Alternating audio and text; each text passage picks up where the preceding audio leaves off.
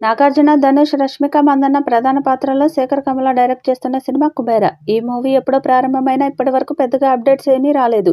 ఇటీవల టీజర్ విడుదల చేశారు. అదే ఆకట్టుకుంది. ఇక ఈ చిత్రాన్ని ఈ ఏడాదిలో విడుదల చేయడానికి సన్నాహాలు చేస్తున్నారు. విశ్వసనీయ వర్గాల నుండి వచ్చిన సమాచారం ప్రకారం 'కుబేర' చిత్రం ఈ ఏడాది జూన్ 20న విడుదల కావచ్చని తెలుస్తుంది.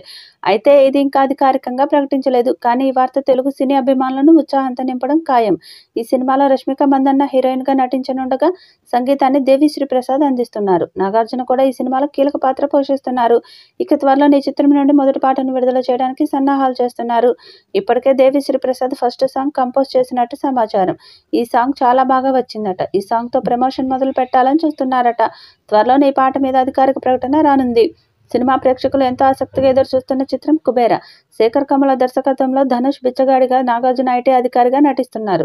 శేఖర్ కమల దర్శకత్వంలో వచ్చే ప్రతి సినిమా ప్రేక్షకుల అంచనాలను కలిగిస్తుంది. ఆయనకే సొంతమైన స్టైల్ మరియు కథనాల్లో ప్రేక్షకులను అలరించే కమల లవ్ స్టోరీ తర్వాత ఆయన రూపొందిస్తున్న ఈ చిత్రం మరింత ఆసక్తికరంగా మారింది. ఈ సినిమాలో దేవిశ్రీ ప్రసాద్ సంగీతం సినిమా హైలైట్గా మారే అవకాశాలున్నాయి. 'కుబేర' చిత్రంపై అంచనాలు భారీగా ఉన్నాయి. శేఖర్ కమల దర్శకత్వం, ధనుష్ వంటి నటుడు, రష్మిక మందన్న, దేవిశ్రీ ప్రసాద్ వంటి ప్రముఖులు ఉండడం సినిమాకు విశేషమైన అంచనాలు తెచ్చిపెట్టాయి. ఈ చిత్రం పాన్ ఇండియా స్థాయిలో అన్ని భాషల్లో విడుదల కానుంది. మరి విడుదలయ్యాక ఈ సినిమా ఎలాంటి విజయం సాధిస్తుందో చూడాలి. శేఖర్ కమల తన సినిమాకి ఎంత గ్యాప్ తీసుకుంటారనేది ప్రత్యేకంగా చెప్పాల్సిన పని లేదు.